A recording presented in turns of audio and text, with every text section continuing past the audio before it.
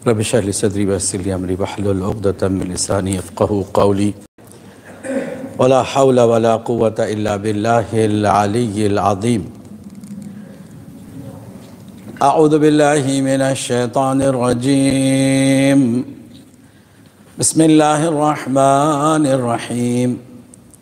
व बिही नस्तईन व हुवा खैरु नासिरिन व मुईन। अल्हम्दुलिल्लाहिल्लज़ी दल्ला अला ज़ातिही बिज़ातिही व तनज़्ज़हा अन मुजानसति मख़लूक़ातिही व जल्ला अन मुलाइमति कैफ़िय्यातिही।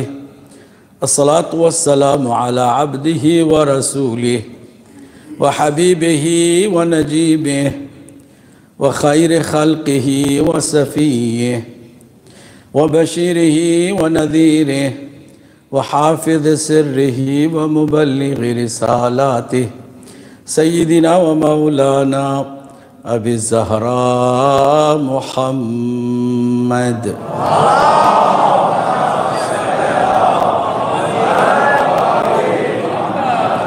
व अला अहलि बैतिही तय्यबीन ताहिरीन अल-मासूमीन खैरि बरिय्यतिही व लअनु अला अअदाइहिम अजमईन मिन लैलिना हाज़ा इला यौमि लिक़ाइहि। अम्मा बाद फ़क़द क़ाल अल्लाहुल हकीम फ़ी किताबिहिल करीम। बिस्मिल्लाहिर रहमानिर रहीम।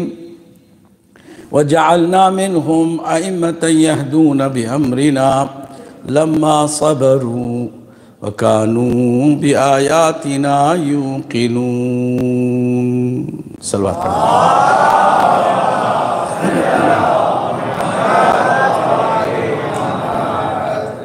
अज़ीज़ गिरामी, इन मजालिस के सिलसिले की ये तीसरी मजलिस है और इन मजलिसों में हमारा उन्वान है मकाम वलायत व इमामत सैयद कायनात सलामुल्लाह अलैहा की नज़र में।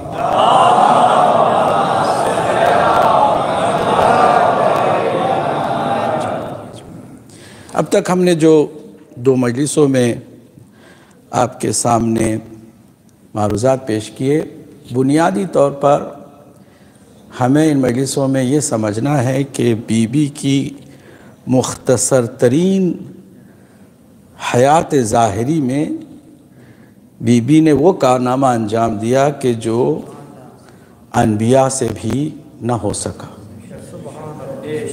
वो कारनामा क्या है, इसकी वजाहत हमने पहली मजलिस में की और दूसरी मजलिस में उस कारनामे की तशरीह के तौर पर हमने अर्ज़ किया कि विलायत और इमामत का दिफा और हमेशा के लिए हक़ और बातिल में वाज़ेह तौर पर बीबी ने एक ऐसी लकीर खींच दी कि क़यामत तक जो भी हक़ चाहेगा वो उसी लकीर की तरफ देखेगा। यही वजह है कि जो तासीर है इस कारनामे की वो फ़ैसला करेगी कि अहले बहश्त कौन है और अहले नार कौन है, वही फ़ैसला करेगी। और इसी कारनामे ही की बदौलत अल्लाह ने बीबी को खातून जन्नत करार दिया। अल्लाह ने बीबी के शौहर को क़सीमुन नार वल जन्नह करार दिया। अल्लाह ने बीबी ही के दो फर्जंद को सैयदा जवानान जन्नत करार दिया।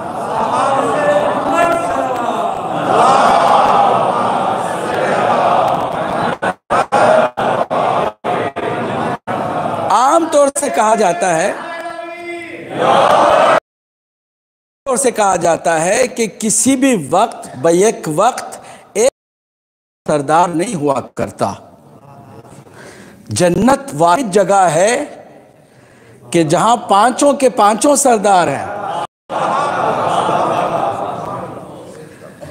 यह सिर्फ बीबी ही के उस कारनामे का नतीजा है कि जिस कारनामे की बदौलत फैसला हो रहा है जन्नत और जहन्नम का, और इन शख्सियात में जर्रा बराबर भी कोई फर्क होता तो एक वक्त में सबको सरदारी ना मिलती,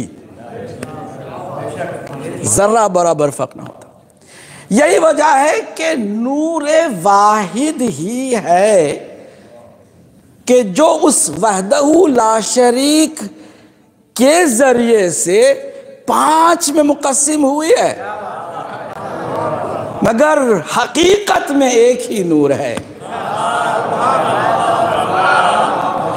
नूर के नाम अलग अलग दे दिए गए। नूर के नाम कोई मोहम्मद है, कोई अली है, कोई जहरा फातिमा सलामुल्लाह अलैहा है, कोई हसन है, कोई हुसैन, मगर ये नूर वाहिद है, नूर वाहिद है। और ये अल्लाह सुब्हानहू तआला का इनाम जो इस घराने को हासिल हुआ है, मुफ्त में नहीं है। अल्लाह हम सबको बेइस्तेहकाक अता करता है। हम किसी चीज के लायक नहीं है, फिर भी उसकी अता जारी है। मगर इन हस्तियों ने वो कुर्बानियां दी हैं और वो कारनामे अंजाम दिए हैं कि जिन कारनामों के बदले में पूरी कायनात का इख्तियार दे करके भी अल्लाह उनका शुक्रिया अदा कर रहा है। इसी तसर्रुफ कायनात के इख्तियार का नाम वलायत है। कल हमने इस पर कदरे तशरीह के साथ गुफ्तगू की, मगर 3 सवाल तशने जवाब रह गए। आज आप चाहेंगे जवाब भी सुन लें। पहला सवाल ये कि क्या आपकी गुफ्तगू से हम ये समझें कि शरीयत के मुकाबिल में वलायत है, कि शरीयत में जो चीज़ मना है वो वलायत में ना तन्हा जायज़ है बल्कि ज़रूरी है? क्या शरीयत और वलायत में कोई तज़ाद है, कोई तनाकुज़ है, कोई कॉन्ट्रडिक्शन है? अगर नहीं है तो हम कैसे दोनों को सही समझें? बहुत इल्मी सवाल है और हर आलिम के जहन में ये सवाल पहले आता है, बाद में जो जो इल्म के करीब आता है वो इस सवाल के भी करीब आता है, या फिर इस सवाल के ज़रिए से कोई आलिम वरगला सकता है, लोगों के जहनों को ख़राब कर सकता है। और यही होता रहा है। हमेशा जो सवाल तशने जवाब रह जाते हैं, उन्हीं सवालों को टूल बना करके चालाक किस्म के मौलवी लोगों को गुमराह करते हैं। मैं एक एक लफ्ज़ को बहुत एहतियात से अदा कर रहा हूं, क्योंकि सुनने वाले सिर्फ आप कुवैत में जो मोमिन बैठे हुए वो ही नहीं है। और हमें जब कोई बात करनी है तो वो इतनी पक्की करनी है कि 100 साल के बाद भी कोई सुने तो ये ना कहे कि उसने बकवास की थी, बल्कि 100 साल के बाद भी कोई सुने तो तस्दीक करे, कहे कि क्या खूब उन्होंने वजाहत कर दी थी। इसी बुनियाद पर मैं इस सवाल को मैं दोहराना चाहूँगा ताकि आपके जहन में वो सवाल वाज़ेह हो जाए। जब तक सवाल वाज़ेह ना हो, जवाब चाहे कितना ही वाज़ेह हो समझ में नहीं आएगा। सवाल का पहले समझना ज़रूरी है। सवाल ये कि हमने कहा कि हज़रत मूसा अलैहिस्सलाम ने शरीयत के कवानीन के पेश नज़र एतराज़ किया था, कोई ऐसी नऊज़ुबिल्लाह जाहिलाना बात नहीं की थी। एतराज़ बहुत ही हक बजानिब था, शरीयत के अहकाम के मुताबिक था। और फिर उधर वलायत वाले ने टोक करके कहा कि जो हम समझते हैं वो आप नहीं समझते, आप आगे नहीं बढ़ते, आपने उसका नाम विलायत दे दिया। तो क्या विलायत शरीयत के मुकाबिल में है? क्या विलायत और शरीयत के दरमियान कोई तसादुम है, कोई तनाकुज़ है? क्या इसके दरमियान कोई कॉन्ट्रडिक्शन है? जवाब नहीं।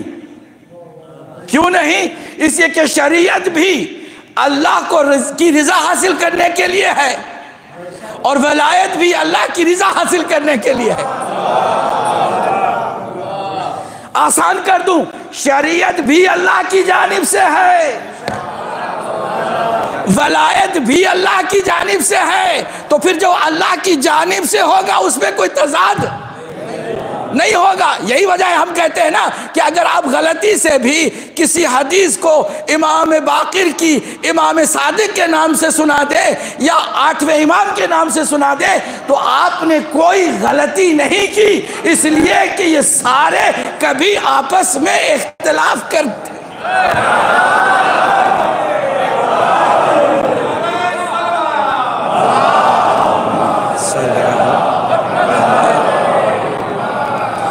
और तो और सारी चीजें जो अल्लाह की जानिब से हैं उसमें कभी जर्रा बराबर भी आपस में तसादुम नहीं हो सकता। अगर हदीस ऑथेंटिक है तो वो कुरान के ऐन मुताबिक है, क्योंकि कुरान भी अल्लाह की जानिब से है। तवज्जो है कि नहीं है? अगर हदीस ऑथेंटिक है तो फिर वो अक्ल के भी ऐन मुताबिक है, इसलिए कि अक्ल भी अल्लाह ही की जानिब से पैगंबर बातिनी है। हमारे अंदर अल्लाह ने एक पैगंबर रखा जिसका नाम अक्ल है। चले मेरे साथ, तवज्जो है ना? तो फिर ये मैंने जो बात कही उस वाक़े के पेश नज़र कैसे समझें? जवाब ये है कि शरीयत के हुदूद और उसके अरबाए को अल्लाह मुकर्रर फरमाता है और उसका ताल्लुक उम्मत से है, उसका ताल्लुक आम अल्लाह के बंदों से है, उसका ताल्लुक अमल करने के लिए एक राह अमल के तौर पर, एक निज़ाम के तौर पर, एक उसूल के तौर पर लोगों के हाथ में आया है। अब इस उसूल को या इस शरीयत के कानून को जिसने बनाया है वो हालात के एतबार से जब चाहे बदल दे, जब चाहे बदल दे। क्यों? इसलिए कि जिसकी रिजा के लिए शरीयत है कहीं वही शरीयत का कानून उसकी रिजा और बंदे के अमल के दरमियान हाइल ना हो जाए।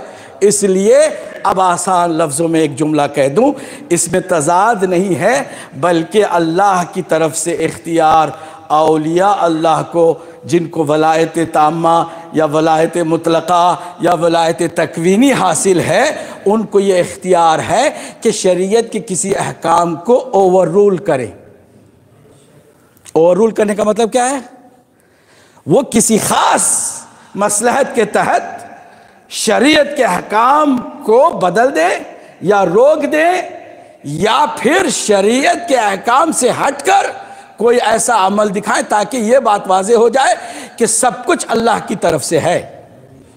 ये कोई तजाद वाली बात नहीं है। दूसरा सवाल, क्या सिर्फ हज़रत खिज़र ही को विलायत हासिल थी? क्या हज़रत मूसा को विलायत हासिल नहीं थी?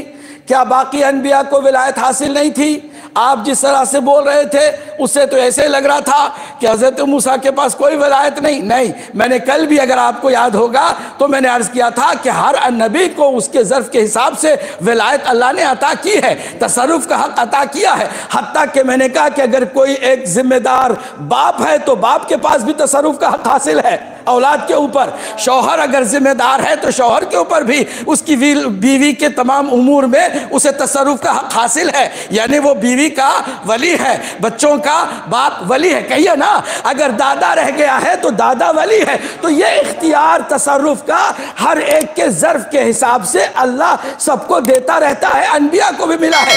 मगर जो तसर्रुफ़ का हक़ हज़रत खिज़र को हासिल था वो हज़रत मूसा को हासिल नहीं था। अब जो तसर्रुफ़ का हक़ अल्लाह ने मैक्सिमम किसी को अता किया है तो उसके आखिरी नबी मोहम्मद मुस्तफ़ा सल्लल्लाहु अलैहि वसल्लम।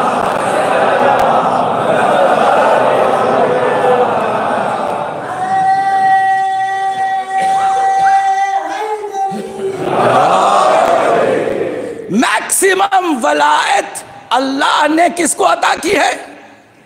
कहिए ना, हम सब के आका व मौला नूर मुजस्सम मोहम्मद मुस्तफ़ा सल्लल्लाहु अलैहि वसल्लम।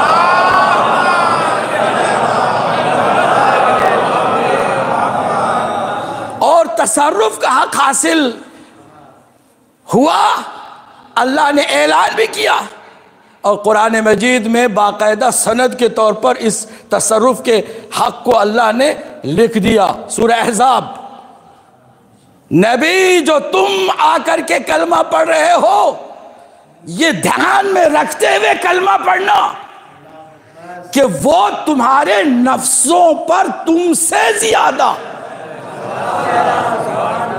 तुम्हारे नफ्सों पर तुमसे ज्यादा तसर्रुफ का हक रखता है। अगर इसके लिए तैयार नहीं हो तो आने की जरूरत नहीं है, कलमा पढ़ने की जरूरत नहीं है। पढ़ लोगे तो इसका मतलब यह होगा कि तुम अपने बारे में भी वो हक नहीं रखते जो नबी को हक हासिल है। अन्नबियो औला बिल मोमिनीना मिन अनफुसिहिम, उनकी नफ्सों से ज्यादा मोमिनीन पर नबी को हक हासिल है। इसी बात का तो सरकार ने पहले इकरार लिया। ये नहीं आके कहा स्ट्रेट फॉरवर्ड जुमला, मुसलमानों में जा रहा हूं, मेरे बाद अली को मौला मानना। तो आप कहें चलो हम माना दोस्त का लेते हैं, तो अली से दोस्ती कर लेते, क्या हो गया, है ना। वो आपके ऊपर छोड़ा ही नहीं, सरकार ने पहले आपसे इकरार लिया। अलस्तु बिकुम औला बिकुम मिन अनफुसिकुम, क्या मैं नहीं हूं तुम्हारा। कुरान मजीद में तुमने नहीं पढ़ा, तुमने कलमा पढ़ते हुए इस बात को नहीं समझा था। सबने उस वक्त कहा था बला, कहा बला या रसूल अल्लाह। अब उन्हें क्या पता था कि फौरन ही बला नाजिल हो जाएगी, फौरन ही सरकार आगे कुछ और कह देंगे जो कि बहुत भारी होगा। वो क्या, तवज्जो, कि मैं अब जिसका मौला हूं, ये भी नहीं कि थोपा गया हो, ये भी नहीं कि आपको मानना पड़ेगा, नहीं, सिर्फ इतनी सी बात है, मैं जिसका मौला हूं। अब अली उसके मौला, अब अगर मैं ही उसका मौला नहीं,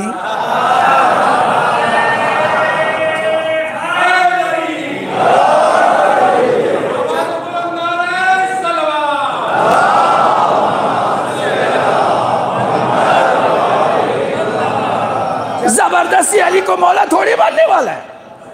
नादे अली अली, हम सब की मुश्किल हल करो, मुश्किल कुशा अली। नारे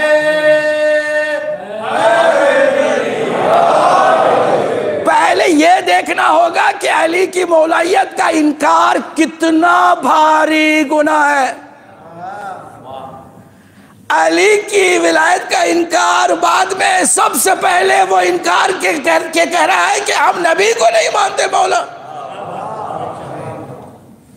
और नबी को नहीं मानते तो फिर अल्लाह को भी मौला नहीं मानते। सीधी सीधी बात है, इसमें कौन सी दूसरी बात है कि जो समझ से बाहर हो। तवज्जो है, तसर्रुफ का हक मुकम्मल अल्लाह के नबी को हासिल है, हमारी नफ्सों से ज्यादा। मगर किसने वाकईन सरकार को अपना मौला माना था? हुजूर ही की जिंदगी में, आपकी जाहिरी हयात के आखिरी हफ्ते की तारीख पढ़ लो। मैंने वादा किया था कि बहुत कुछ आपके सामने रखना है, मगर सिर्फ इशारे देता हुआ आगे बढ़ूंगा।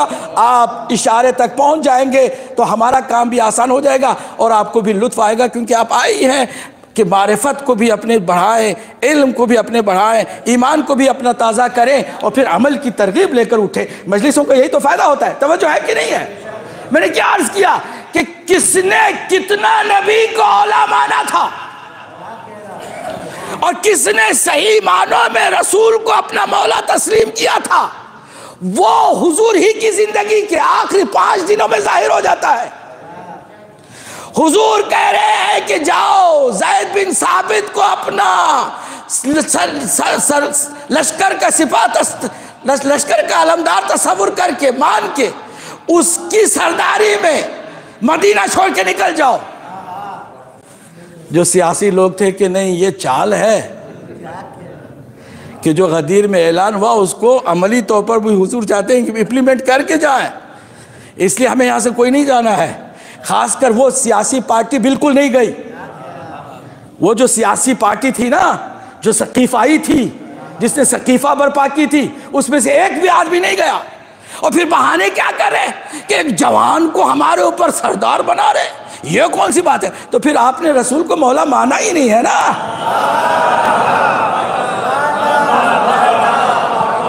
आपने रसूल को मौला माना ही नहीं है। अब हमें क्या तवक्को आपसे कि आप अली को भी मौला मानेंगे? आपने हुजूर की जिंदगी में बता दिया।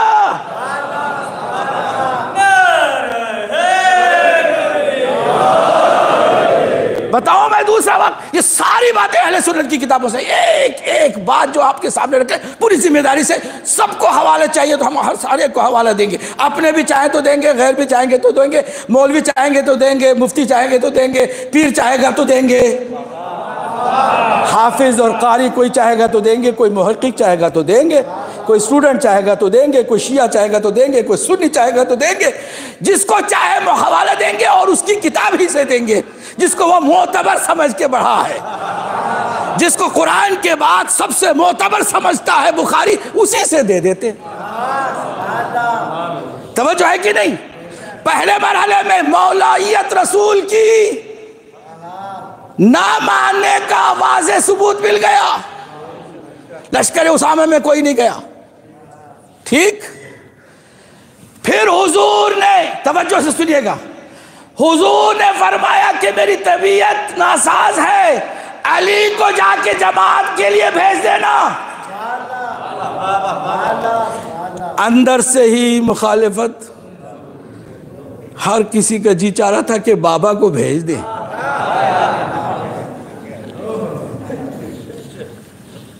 मालूम यह हुआ कि अंदर भी रसूल को कोई मौला नहीं मानने को तैयार। तसर्रुफ का हक हासिल नहीं है रसूल को। यहां तक के, ये सब अहले सुन्नत की किताबों में लिखा है, यहां तक के जब हुजूर ने पता लगाया क्या हुआ कि आप परेशान ना हो, आप आराम फरमाएं, मैंने अपने बाबा को भेज दिया है। क्या किया? बुलाओ अब्बास को, अपने चचा को, उनके बेटे फजल को, बुलाओ अली को। कहा? सहारा लेकर इनका हुजूर खुद पहुंच गए। फिर तारीख की सितम ज़रीफी देखिए कि उस बात को भी उन्होंने कहा कि एक जमात ऐसी की जिसके दो दो इमाम थे, रसूल भी इमाम, यहां तक कि रसूल को भी पीछे कर दिया कि फला वो हैं कि जिसके पीछे हुजूर भी खड़े हुए थे। वो हुजूर उस हालत में क्यों आए थे, इस पर कोई बात नहीं। साबित हुआ कि वो जमात भी मौला रसूल को नहीं मान रही। तीसरा सबूत, जो यही सियासी लॉबी थी ना, लॉबी, इन लोगों को खुसूसियत के साथ पैगाम देकर बुलाया। जुमेरात का दिन था, हुजूर की रहलत अहले सुन्नत के मुताबिक पीर को हुई है, और जुमेरात का वाक़या है जो सही बुखारी में 7 जगहों पर लिखा हुआ है। कितनी जगहों पे कहिए? 7 जगहों पर। हुज्जत तमाम करने के लिए एक जगह पे भी होता तो काफी होता। एक बुखारी की हदीस लेकर न जाने किस किस को वो नीचा दिखाते हैं और उसको उठाते हैं, एक हदीस को लेकर के। और 7 जगह पर ऐसा है कि हुजूर ने बुलाया, खास उनको बुला करके कहा कि मैं चाहता हूं कि तुम मुझे कलम दावत दो। और यह हदीस किरतास के नाम से मशहूर है ना? ये सही बुखारी में है, सही मुस्लिम में है, सुनन इब्न माजा में है, और बाकी तमाम किताबों में मौजूद है। ऐसे ही दे दो, नहीं दिया। ये नहीं कि कुछ उठे नहीं थे, लोग उठे थे, कुछ बिठा दिया हज़रत उमर ने। नहीं, हमें किताब खुदा काफी है। उस किताब का एक हर्फ समझ में नहीं आता,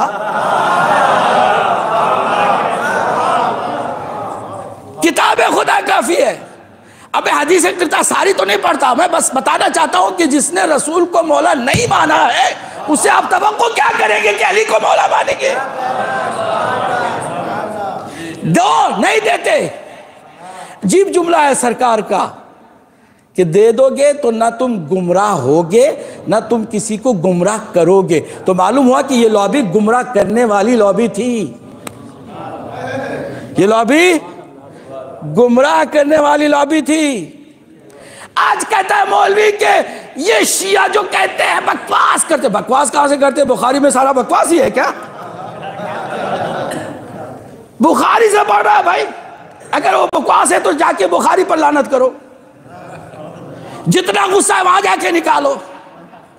जैसे दुश्मनाने खुदा कुरान को उसके आगे बेबसी और आजिजी को तस्लीम करते हुए जलाने लगे हैं, तुम भी बुखारी को जलाने लग जाओ।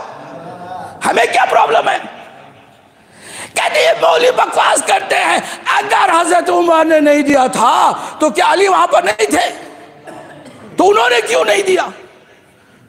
हुजूर ने अली से पूछा ही नहीं। जिनसे पूछा है,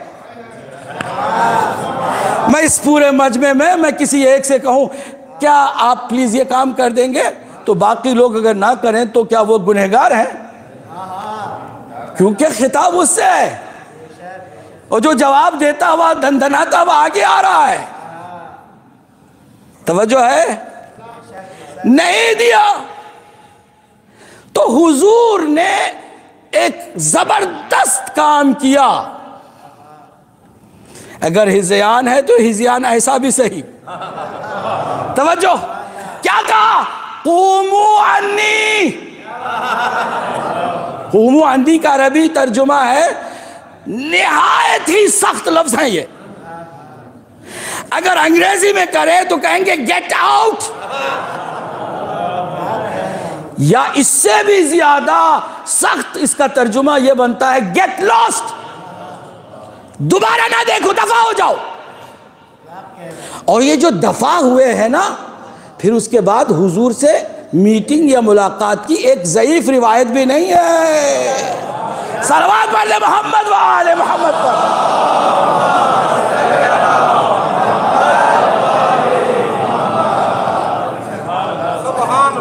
क्या हुआ मतलब इसका? मतलब यह हुआ कि ये जो लॉबी है ये रसूल को कहिए मौला नहीं मानती। कुछ मिसाल में और भी बहुत देख सकता हूँ, बहुत सारी मिसालें, मगर इस पर इत्तेफाक करता हूँ। जो अली को मौला बाद में नहीं मान रहे थे, पहले रसूलुल्लाह को नहीं मान रहे थे, नहीं मान रहे थे, तो अली को मालूम था। अब इस मसले को, इस मुअम्मे को कैसे हल करे? उनकी सारी चालाकियों पर बीबी की एक ना ने तबाह कर दिया। क्या किया उन्होंने? अब आते हैं इमामत की तरफ। वलायत को समझ लिया ना, अब इमामत। बीवी क्या फरमाती हैं? फतक तुमने ले लिया, भाड़ में जाओ, जरा सुनो। अल्लाह ने हमारी इमामत को तुम पर फर्ज करार दिया है, हमारी इमामत को। बीबी ने अपने आप को शामिल करके फरमाया, क्योंकि इमामत बीबी से हटकर है भी तो नहीं। फरमाती है वजाल अल्लाहु इमामतना अमानन मिनल फुरका। अल्लाह ने हमारी इमामत को, हर किसी की नहीं, हमारी इमामत को तफरीक़ेबाज़ी से बचाने के लिए अमान करार दिया है। यानी अगर तुमने हमारी इमामत कबूल नहीं की है ना, तो जिंदगी भर फिरकों में बंटते चले जाओगे। तुम्हारे अंदर अमान नहीं मिलने वाली, सुकून नहीं मिलने वाला। तुम्हें कभी भी किसी भी मरहले में फिरकवारियत से नजात नहीं मिलने वाली। 1400 साल बाद भी बीबी का ये कलाम कितना सच्चा है देख लो। मुसलमान फिरकों में बंटते चले जा रहे हैं, खाली बंटते ही नहीं, पिटते चले जा रहे हैं।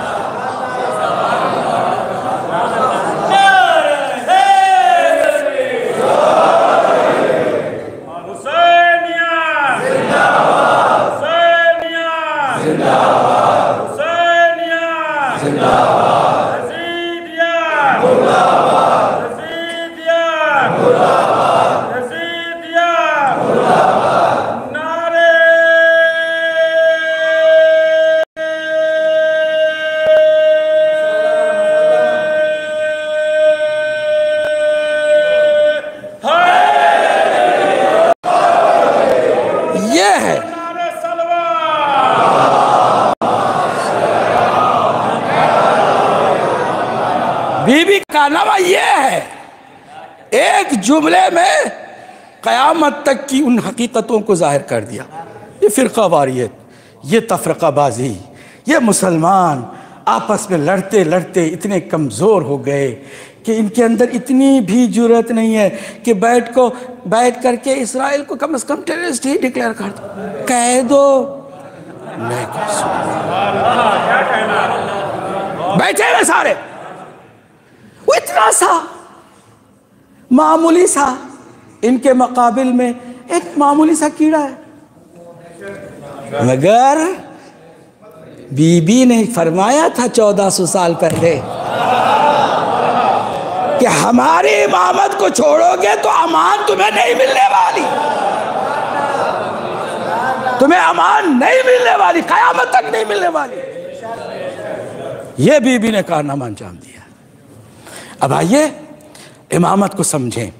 जब हम इमामत कहते हैं, बीबी ने अपनी बात की है, हमारी इमामत को अगर तुमने तस्लीम नहीं किया, हमारी इमामत अमान है, तो हमारी इमामत क्या है? हम जिसे इमाम कहते हैं तो किस माना में कहते हैं, इसको आज समझें। कल विलायत को समझा है ना, समझ लिया कि नहीं समझा?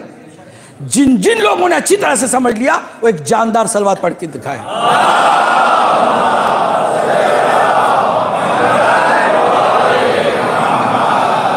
अब इमामत क्या है?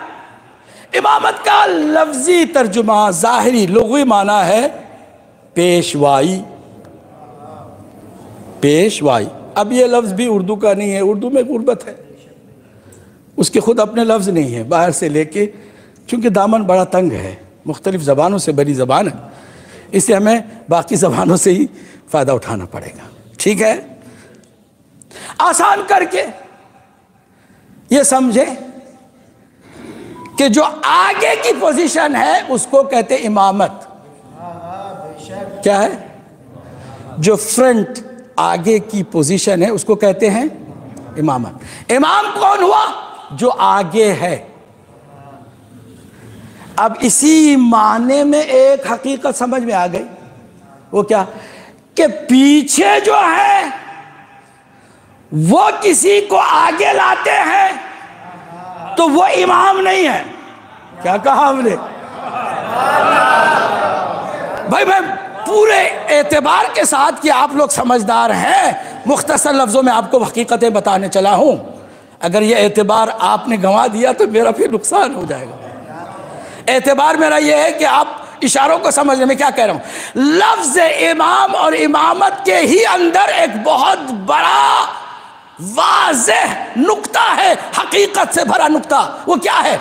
कि जो पीछे है वो मामूम है। क्या है? मामूम। जो आगे है वो क्या है? इमाम। अगर मामूम किसी को अपनी तरफ से आगे करता है तो वो इमाम नहीं है। क्यों? इसलिए कि मामूम का मामूम है। भाई लफ्ज है ना, आसान लफ्ज है ना। अगर कोई आगे करता है और आगे करने वाला खुद मामूम है तो ये मामूम का मामूम हुआ, इमाम कहिए नहीं हुआ। फिर क्या हुआ? इमाम को सिर्फ इमाम ही आगे ला सकता है।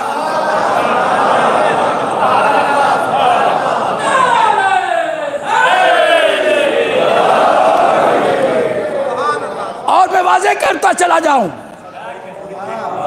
जी।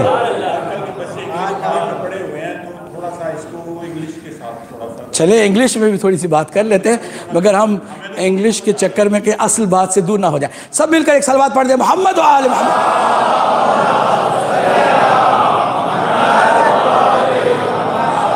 मैं मिसाल के जरिए से फौज में कमांडर को लेते हैं, ठीक है।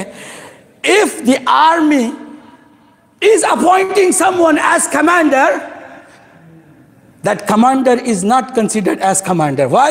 Because he is appointed by the people, those who should follow him. बात समझ में आ रही है? भाई जो खुद उसके पीछे चलने वाले हैं वो कैसे बता सकते हैं कि कमांडर कौन होना चाहिए? कमांडर को अपॉइंट करने वाले के लिए जरूरी है कि वो कमांडर से भी बड़ा कमांडर हो।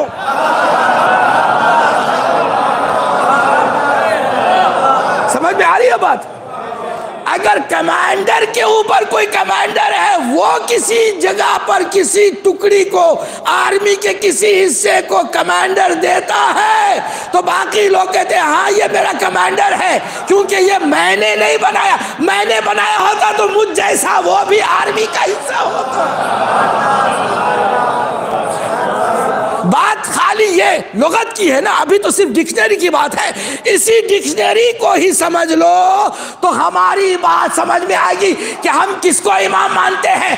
इमाम वो नहीं हो सकता जिसको उम्मत बनाए, इमाम वो नहीं हो सकता जिसको लोग बनाए, इमाम वो हो सकता है जिसको बनाने वाला उससे भी बड़ी अथॉरिटी वाला है, खुदा बनाएगा।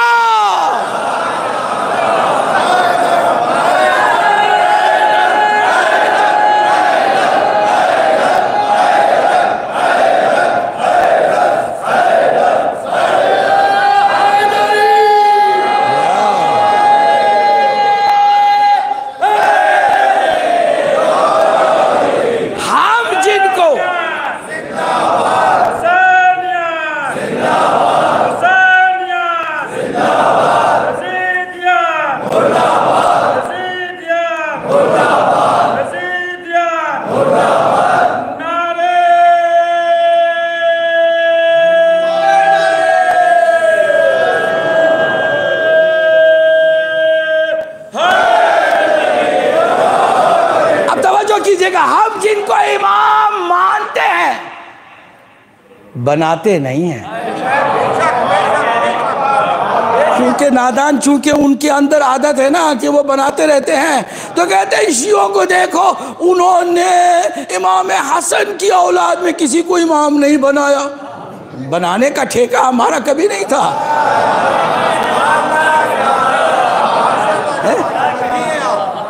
भाई बनाया हमने नहीं है, हमने माना है। हमारा नसीब, हमारी किस्मत के हमने खुदा के बनाए हुए को माना। हत्ता नबी ने भी नहीं बनाया,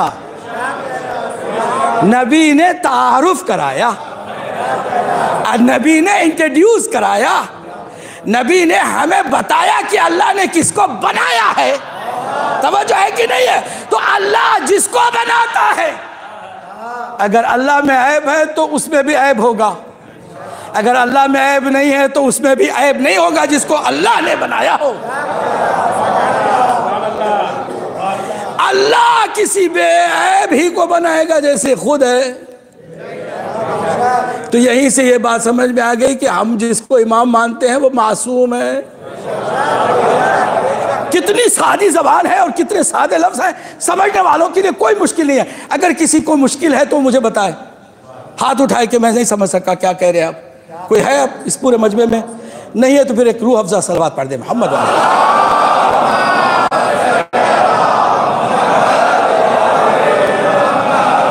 अल्लाह ने बनाया है तो अपनी तरह उसने जिसको बनाया है वो बेऐब बनाया है। इसीलिए हमारी कंडीशन है, इमाम जो होगा वो बेऐब होगा, मासूम होगा। अल्लाह ने बनाया है तो जिसको बनाया है इमाम, उसको जाहिल नहीं रखा, क्योंकि जहल से अल्लाह दूर, जहल अल्लाह से दूर। अल्लाह की जात में इल्म है, जात इलाही का हिस्सा इल्म है, तो उसको उस इल्म की बदौलत बनाता है तो वो भी आलिम कुल होता है। जहल उसके अंदर भी कहिए नहीं होता। अगर होगा तो फिर इमाम हमारा नहीं है। हमारा इमाम वो नहीं है जिसके पास जहल हो, वो हमारे इमाम हो ही नहीं सकता जो लोगों से मसला पूछे।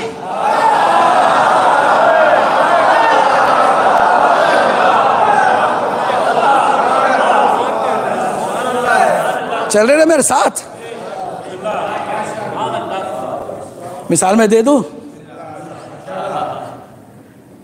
सबसे ज्यादा कठिन इमामत के मसले में जो मोड़ आई है वो 7वें इमाम की इमामत को लेकर आई।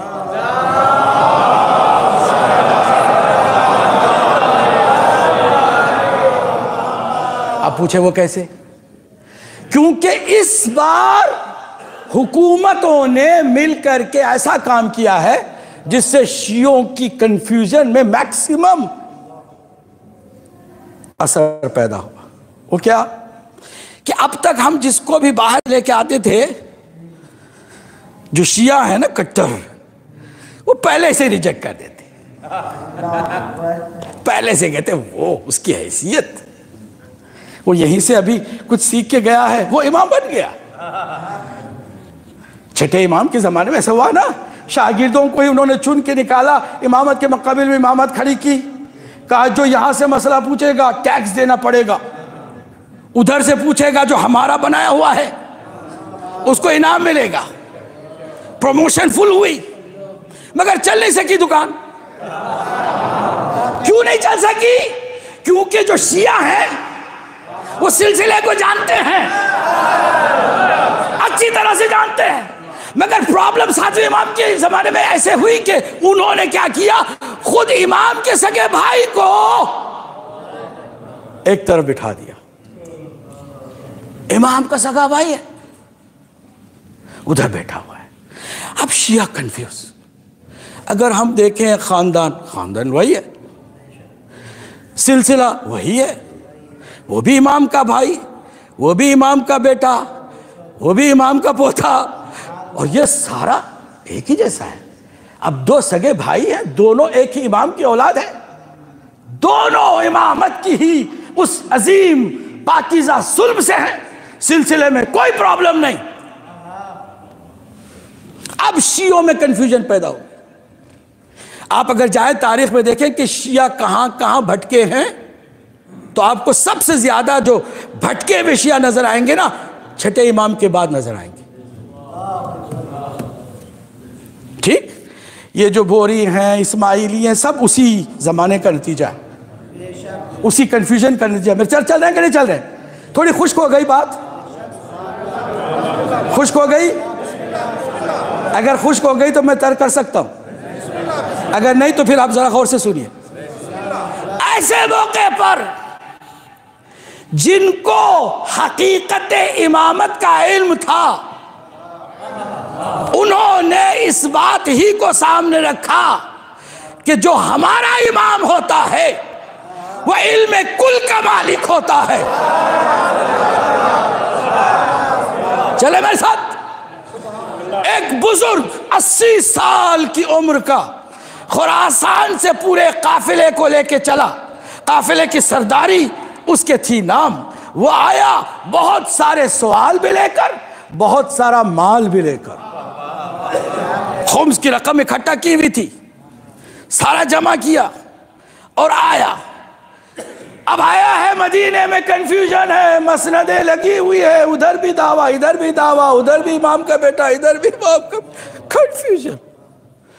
और जैसे ही आया, वो जो पूरा एक सिलसिला होता है लॉबियों का हमेशा, उन्होंने उठा के सीधे उनको उधर लेके चले गए, सलाम किया। सलाम का जवाब भी बिल्कुल, ये भी खानदानी है ना, ये ऐसे वैसे घराने का तो नहीं है, ये भी इमाम की औलाद है, खानदानी तौर पर सियादत और वो जो बुजुर्गी है वो बाकी रही है। सलाम जवाब के बाद का, मैं खुरासान से आया हूँ, खुश आमदीद। आपके चाहने वाले, आपके शिया, उन सब से कुछ मसले भी लेकर आया हूँ और कुछ हदिये भी लेकर आया हूँ। का हदिया जमा कर दो, का वो तो है मगर कुछ मसले भी हैं। का मसले हैं तो क्या है बताओ? का हुजूर हमारी आदत रही है, हम लेके आते हैं माल और माल के साथ कुछ खुतूत होते हैं, खुतूत के अंदर लोगों के सवाल होते हैं। अगर कल आपने कुरान से वलायत को समझ लिया होगा ना, तो आज की बात इमामत की भी आपको समझ में आ जाएगी। कल वलायत समझ में आई है तो आज इमामत भी समझ में आ जाएगी। सुन रहे मेरे साथ में, साथ चल रहे ना, तवज्जो से सुनिएगा। कहा उस बुजुर्ग ने कि आप जवाब मरकूम फरमा दीजिए। बुढ़िए सटिया गए हो, ये मेरे लफ्ज हैं। माजरत के साथ। मुझसे फिर कोई ना पूछे कि हवाला का जो आपने जुमला फरमाया था, मेरे जुमले हैं इसलिए मैं बता रहा हूँ। मफहूम में अदा कर रहा हूँ, मफहूम में कोई कमी नहीं है। जो है रिवायत उसका मफहूम में अदा कर रहा हूँ। लफ्ज ब लफ्ज अगर मुझसे पूछेंगे तो ये जुमला नहीं जो मैंने भी कहा कि बुढ़िया सखिया गए हो। इल्म खुदा सिर्फ गैब का इल्म अल्लाह को हासिल है। आज भी हमें कहता है ना, हमें कहा जाता है ना कि अल्लाह को इल्म गैब है, किसी को नहीं है। वे तुम्हें नहीं मालूम है, उसके भी जाहिल हो, इसके भी जाहिल हो, है ना। तो उसने फौरन नाराज होकर कहा कि ऐसा कोई नहीं होता। कहा आपके बाबा ने ऐसा किया है, पिछले साल आया था, आपके बाबा ने ऐसे किया है। अगर आप वारिस हैं तो आप भी कुछ ऐसा करें ना।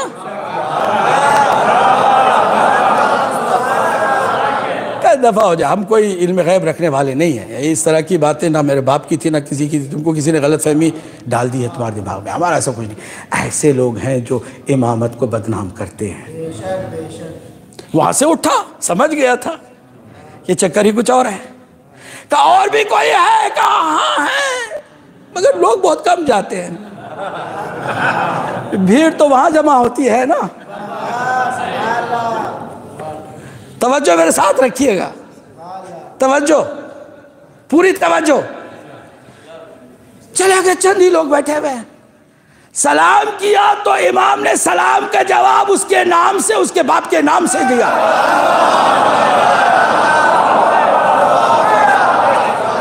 ऐ फुला इब्ने फुलान, तुम पर भी मेरा सलाम हो। वहीं से चौंक गया कि मैं सही मंजिल पे आ गया, सही मंजिल पर आ गया हूं, क्योंकि जवाब खाली सलाम का नहीं है, इल्म गैब के साथ है। मेरा नाम भी बता रहे, मेरे बाप का नाम भी बता रहे। आके कहते हैं हुजूर कुछ माल है, कुछ मसले हैं। कब मसलों का हमने जवाब लिख दिया। अगर हजरत खिज्र नदी के उस पार बैठ के उस गासिब हाकिम की नीयत पढ़ सकते हैं, तो फखरे खिज्र अगर सवालों के जवाब बगैर खुतूत को देखे लिख देता है तो ताज्जुब आपको नहीं करना चाहिए।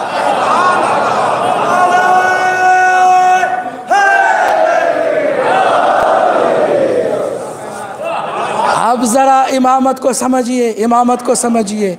जवाब दे दिया। अच्छा हुजूर जवाब दे दिएगा? हाँ। कब मुझे यकीन हो गया है, मुझे यकीन हो गया। अब मैं माल लेकर आया हूं, इसका क्या करूं? कब फला माल हलाल का है, वो रख देना, उसमें फला में हराम शामिल है, उसको लौटा देना। अजीब कैफियत। जब ये भी बात तय हो गई तो बहुत मुतमईन होकर उठा कि अल्लाह का शुक्र है कि अल्लाह ने मेरी हिदायत कर दी, सही मंजिल इमामत मुझे मिल गई।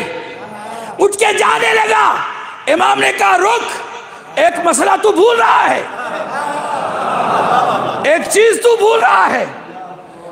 कहा मौला बहुत सोच रहा हूं, कोई ऐसी बात समझ में नहीं आ रही, मैंने कोई चीज भूली तो नहीं। कहा तू भूल रहा है, जब तू निकला था तो एक बुढ़िया आई थी,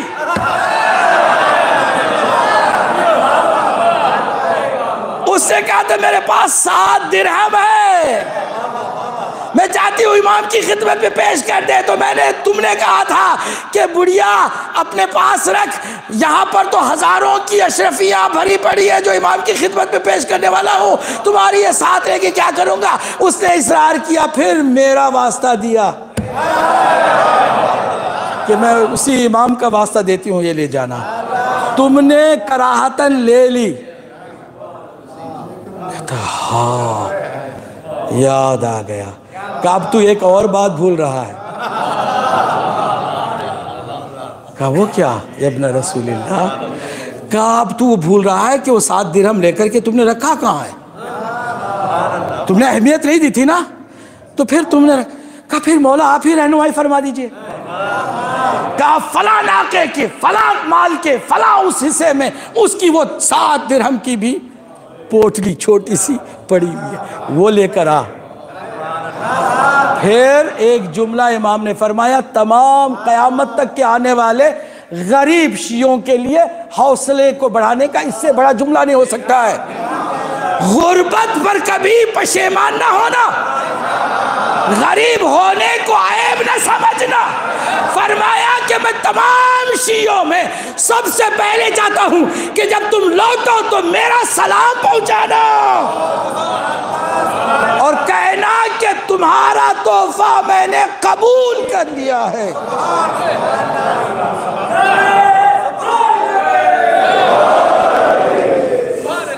हम जिनको इमाम मानते हैं वो ऐसे होते हैं।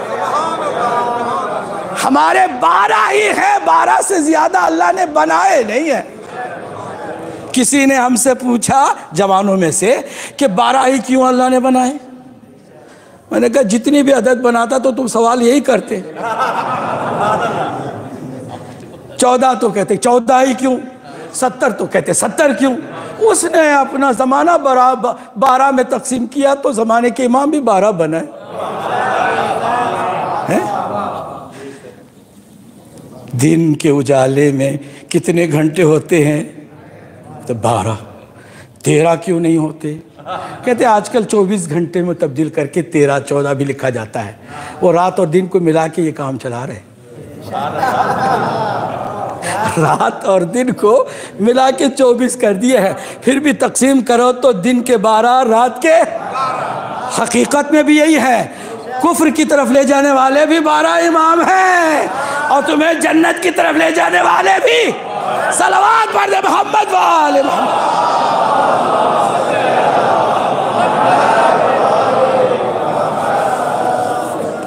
अब ज़रा इस जुमले पर गौर करें। मैं आ गया हूँ, अगरचे आज भी लगता है कि वक्त से मुझे बाहर निकलना पड़ रहा है। आप मेरे साथ हैं तो मुझे कोई गम नहीं है। जहाँ मैं देखूँगा कि आप सुनने में थोड़ा से सुस्त हो गए तो फिर मैं भी बात को तमाम करूँ।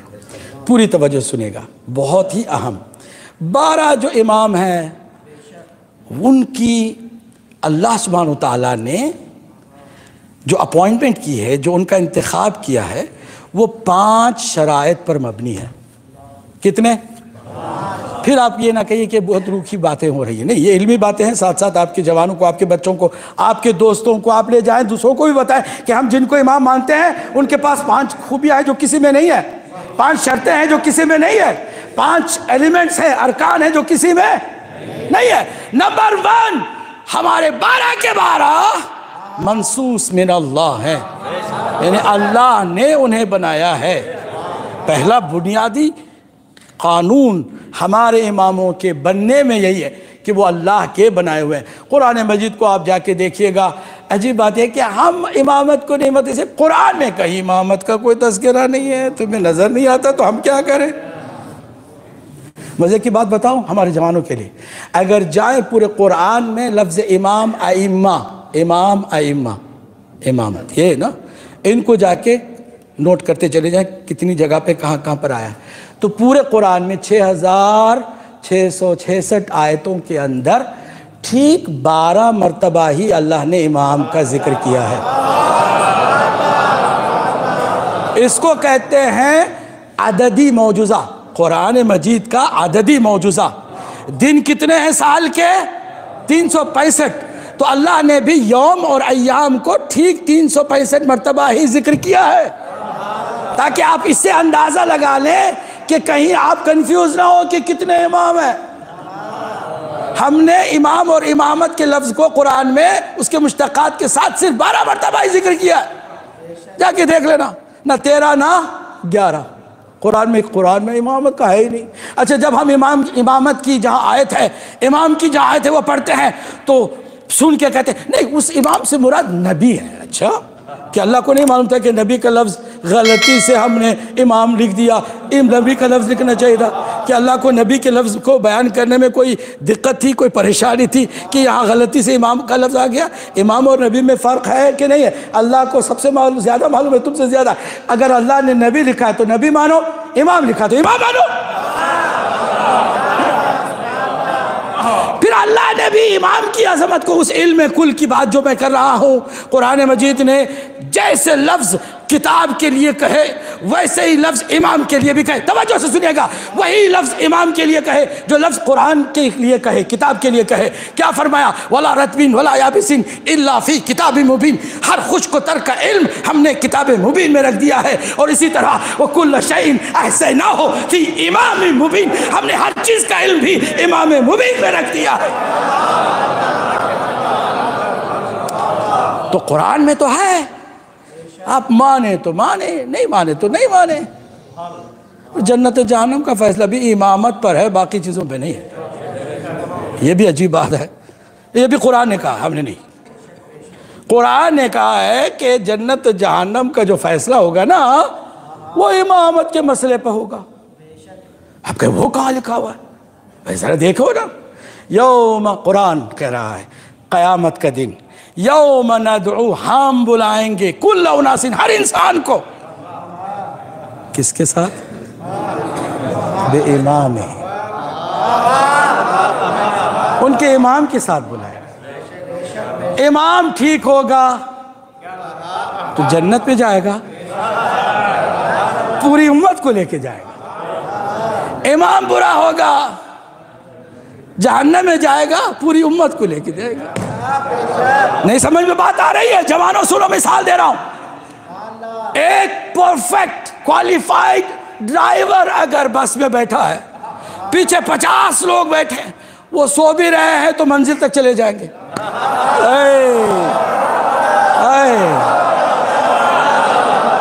भाई आगे जो पीछे रहते हैं, हमेशा पीछे क्यों रहते हैं? ये सिर्फ सामने वालों के लिए नहीं पढ़ रहा हूँ, आगे वालों के लिए, आप लोगों के लिए भी। आप भी जरा जागिए, मैं क्या कह रहा हूँ, मिसाल पर गौर कीजिए। अगर कोई क्वालिफाइड ड्राइवर होगा, 50 लोग पीछे बैठे हैं, आपको मंजिल तक पहुंचा देगा। और अगर कोई गड़बड़ ड्राइवर बैठेगा, शराबी बैठेगा, नशे वाला बैठेगा, 50 के 50 सारे के सारे इंजीनियर बैठे हैं,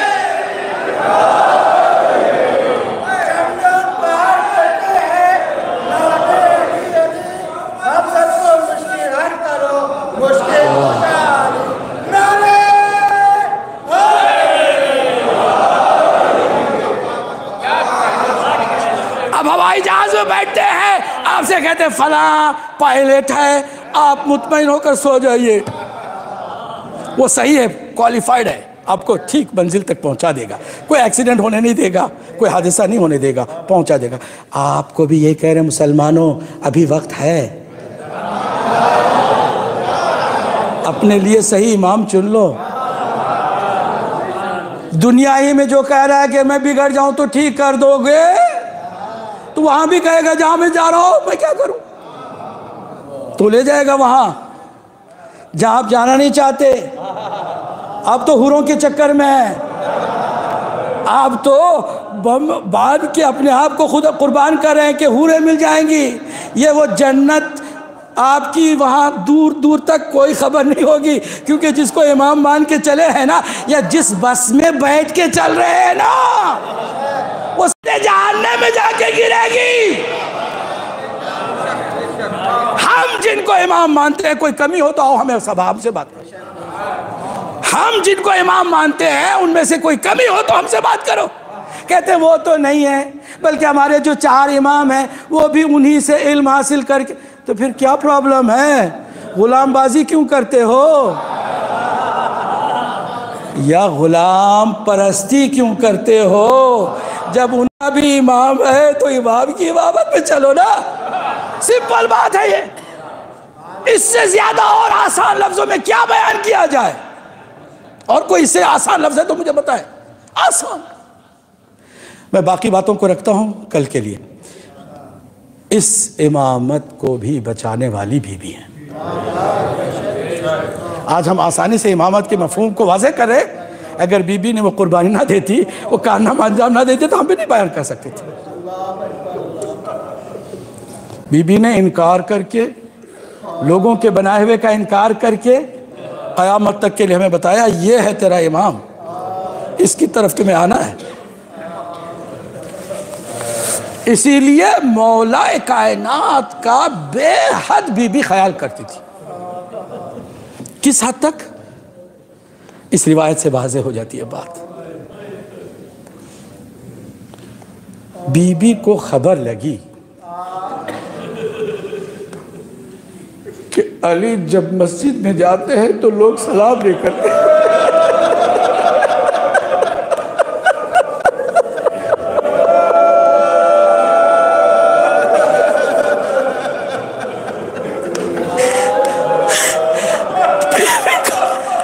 दिल तड़पा, आंसुओं का सैलाब आंखों से जारी हो, बेचैनी से इंतजार कर रही है, रोती जा रही है। परवरदिगार, ये क्या वक्त आ गया है?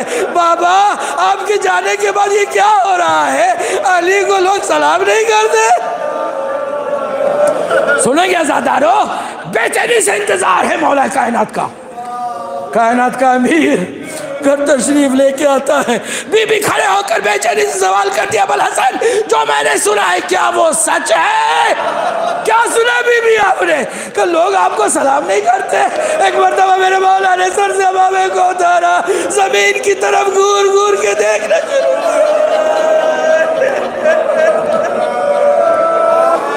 फरमाया, बीबी सब्रन सब्रा, बीबी सब्र से काम लेना। खाली बात यहाँ तक नहीं है कि अली को सलाम नहीं करते, कुछ ऐसे भी है अली जब सलाम करता है तो जवाब भी अली को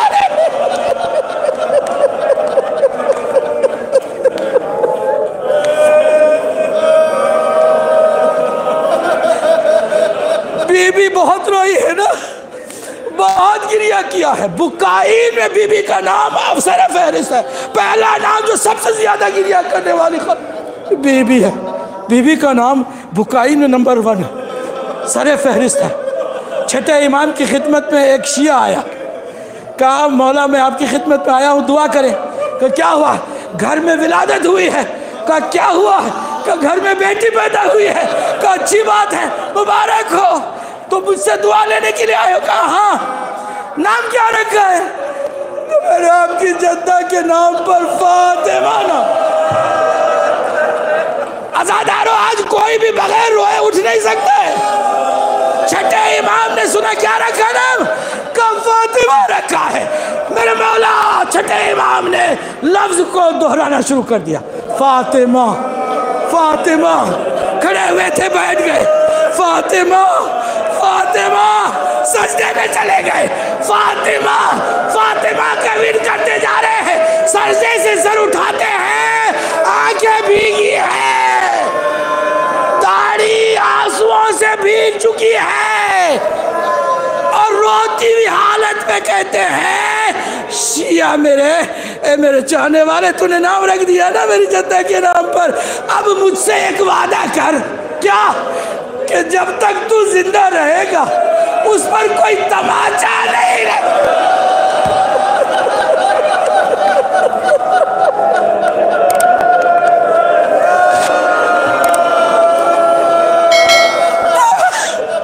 तमाचा उस बच्ची पर न लगने पाए जिसका नाम फातिमा हो। हमारी जाने कुर्बान रसूल ज़ादी पर।